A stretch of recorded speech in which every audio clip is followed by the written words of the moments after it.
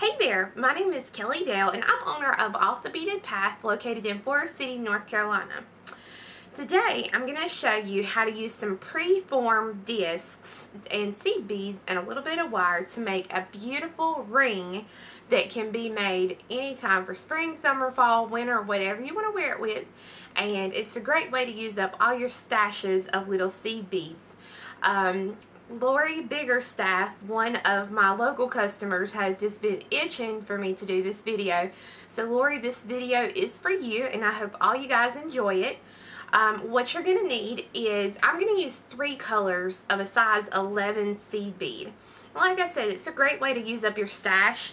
Like I have a couple of just little tubes of just a little bit of beads left. So this is going to be my inside color because I don't need a lot. And then I have more of 2 other colors that I'm going to use. So I need 3 colors. I'm going to be using, it's called an adjustable ring with a shower top. It's called a shower top because it looks like the top that you would get in the shower. It's very tiny. It's about a 14 millimeter, but your ring is going to be quite a bit larger than that because of the wire. You can kind of use your judgment and use your choice. I'm going to either be using a 26 or a 24 gauge today. I'm going to try a 24. Normally I do my rings in a 26 gauge, this particular one, but if you're not careful and it's something that you're going to wear a lot, you may want to bump up to a 24 to give it just a little bit of stiffness to it. I'm also going to have a pair of round nose pliers, flat nose pliers, and cutters near my workstation so that it'll kind of come in handy if I need them. So go ahead and get your materials together and then we'll get started. Okay, I wanted to give you a little bit of a different angle so you can see a little bit better of what I'm going to be doing. But I've taken a piece of 24 gauge wire and it's probably about a little smaller than a yard. Now, what I'm going to do with one end of the wire is I'm going to take it and I'm going to make a knot into the wire. And this will come in handy. Your flat pliers will come in handy at this point because you can kind of pull it and get yourself a knot. Now, you want the knot to be big enough to where when we thread it through, it won't mess up and go through the hole of your perforated disc. That's what I like using about the 24 gauge because you don't worry about it going through. Now, I will tell you, the first rings that I made, I used a 26 gauge wire. Now, the only problem with using the 26 gauge wire is that I wear my rings a lot. I find one, I love it, I wear it a lot. And the 26 gauge, if you wear it a lot, will not hold up that well. So if it's something you're going to wear a lot, use the 24 gauge like I'm using today and you'll have a much better time. It's a little harder to work with, but you'll get much better results. So I'm going to take the end that does not have the knot and I'm going to come up through on the outer edge. I'm going to come up through one of the holes here on the outer edge and I'm going to pull it until I've got the knot here on the back. Now, as you can see, I've laid out my first color that I'm going to use. And I'm going to take and I'm going to thread on 20 seed beads.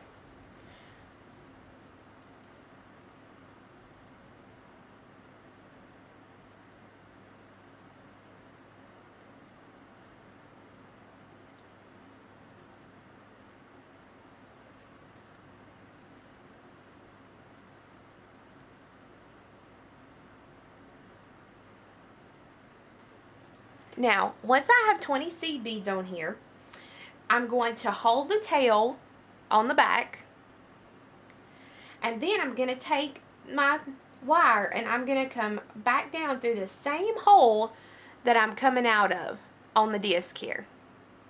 And you want to be careful and go slow at this point and pull so that you don't get any kinks in the wire. And you can turn it to where it lays flat just like that. Now, if you want a really full bottom to your ring, you will want to come up through the very next hole. If you want it to be a little less full, you can skip a hole and come up through the next one. So that's what I'm going to do. I'm going to skip a hole and then come through the next one. So I'm going to zoom in here just a little bit so you can see. just like that. And I'm going to pull, and now when I pull, I'm being careful here on the back not to get it kinked. And I also want to keep it pulled tight here, so I'll keep my thumb on the front part and pull, so that way it doesn't let a whole lot of extra wire show up here. Pull it good and tight, and then I'm going to thread on 20 more beads. And now you can do different colors. If you want to do every loop, you know, a different thing, you can do that. The great part about this ring is that really, I mean, there are tons of things you can do with it.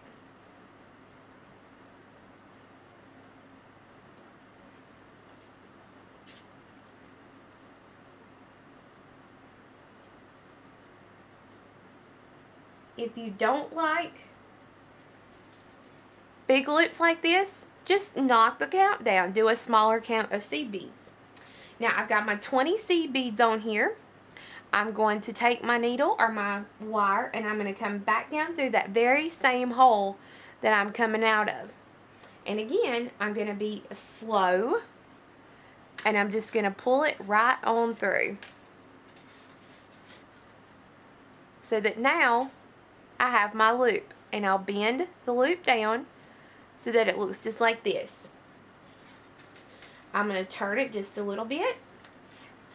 I'm going to straighten out my wire, and then I'm going to grab the end of the wire, and instead of coming up through the very next one, the very next hole, I'm going to come up through the hole next to it. So I'm going to skip a hole because I don't want this one to be as full. And I'm going to keep a good hold on the back, pull the front, and the main thing is don't let your wire get kinked. So like right here I started getting a kink, so I'm going to do it just to, you know, take my fingers, and I'm just going to go over that wire so that it will straighten the wire back up for you. So now I'm going to continue in this process all the way around the ring on the outer edge, adding my loops just like I have. Now, if you run out of your wire and you need to add new wire, come through the back, and on the back side here, you'll take the old wire and the new wire, and you'll twist those two wires together and then trim them just a little bit, but leave yourself a nice length of a tail, and then just start a new piece by cutting it and putting you a knot in it. When I run out of my wire, I will show you how I add on. So I've gone all the way around, but I haven't run out of wire yet, and I'm ready to go into the next layer here in the center. So what I'll do is I will simply flip it to the back, and I will come to the next open hole in the next layer, right there close to where I'm coming out of. And then, again, just being careful you don't get it kinked and keeping it pulled good and tight for your flower. And see, I left too much space here. So what I'll do is I'm going to use my flat nose pliers, and I'm going to work on this, and I'm going to pull it until I get that pulled good and tight.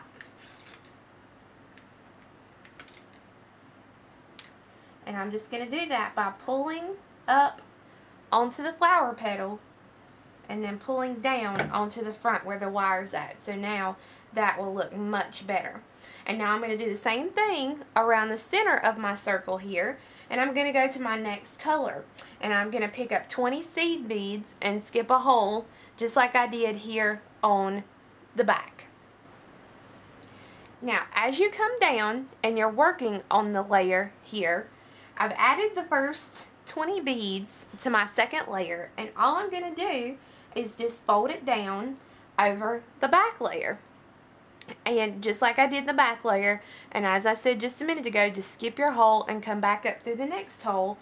Or, you know, if you want it to look fuller, just come up through the very next hole. And you're going to add 20 beads around this outer ring here, exactly like we did on the back.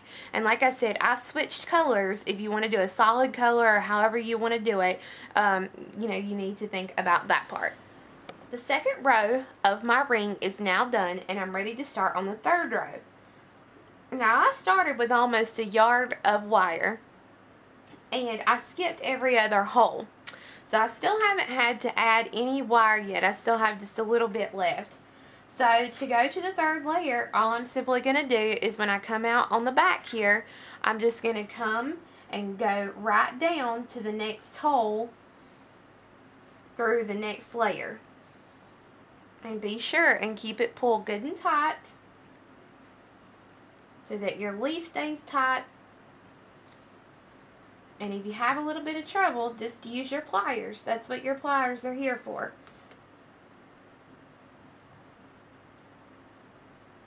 Just be careful and don't bend your wire or hit your wire too hard with your pliers, because if you do, you're going to mar it and it's going to break. Okay, so now I'm going to do the same thing. I'm going to pick up my next color, and which is going to be my black, and same thing, I'm going to skip every other hole, and I'm just going to do the next layer, or my next little circle. So if you're going to do every circle, it's going to be double the fullness of this by now. But you will have added more wire by now too. So start adding your next color. We're going to pick up 20 just like we normally do, and that's the good thing about this ring, because one number is all you have to remember.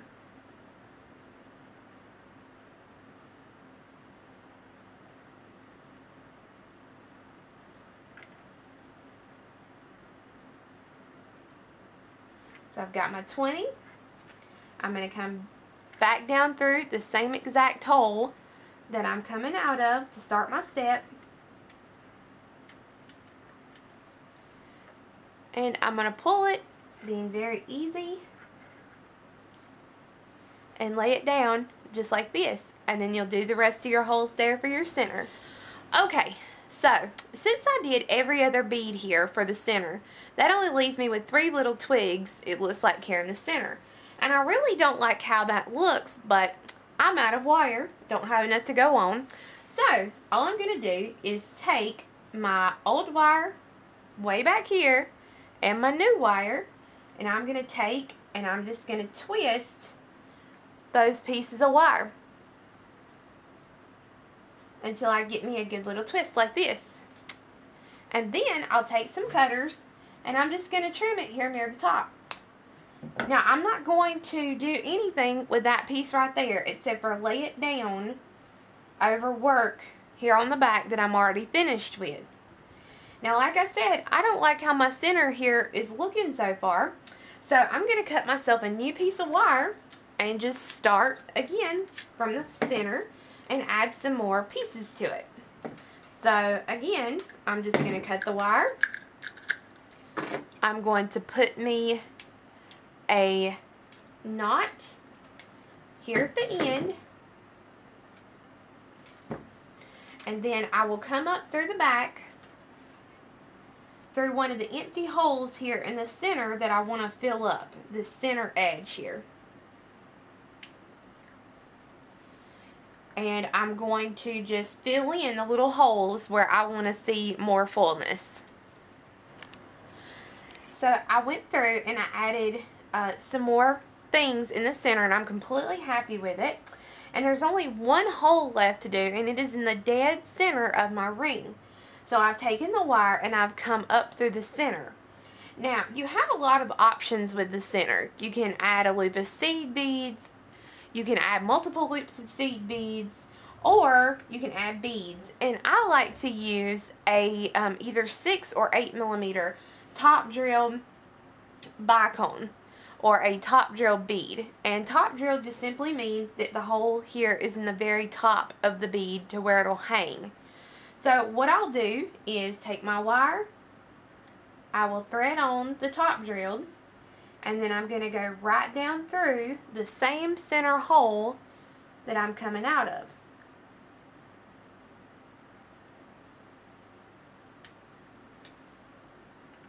And your wire is getting crowded on the back, so if it's starting to get crowded, just use your pliers and let your pliers do the work. And I'm just going to keep pulling the wire, being really careful, so that when I pull it and I situate my top drill,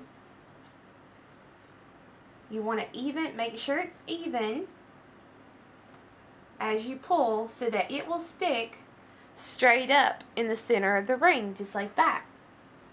Now, I've got the center of the ring and I have the ring the way that I want it. So now, all I'll do is I'll simply take my wire and my little excess piece of wire that I have left here from when I made my knot, and I'm going to take and I'm going to twist those two pieces of wire together.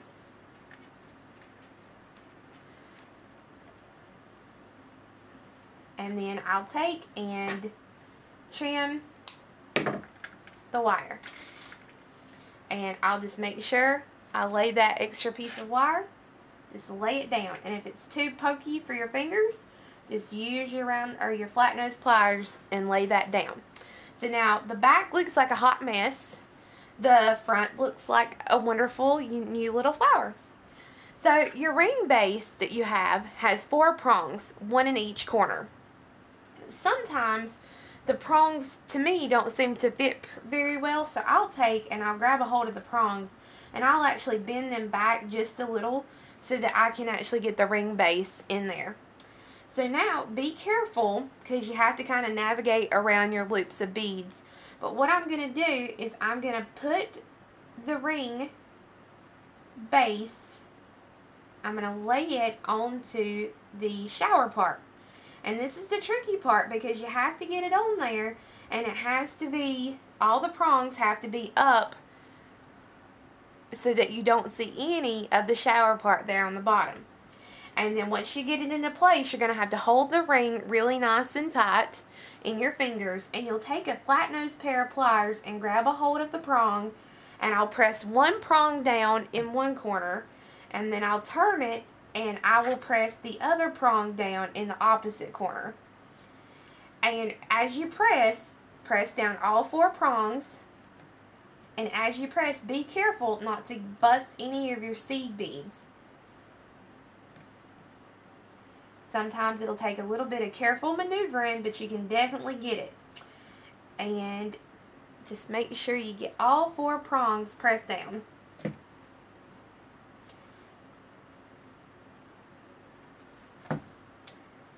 There we go. And then if you have anything that you want to move on your ring, just move it and make it to the way that you want it to lay. And when you get finished, now you have a beautiful ring that will be adjustable so that you can wear it anytime, anywhere, for any occasion. And it looks great. It's a really fun ring to wear. So you can, if you have a hard time finding these ring bases, they'll be available on our website, which is offthebeadedpathbeadstore.com, or go to Etsy and search for Off the Beaded Path, and we'll have these ring bases on our Etsy site so that you can check those out.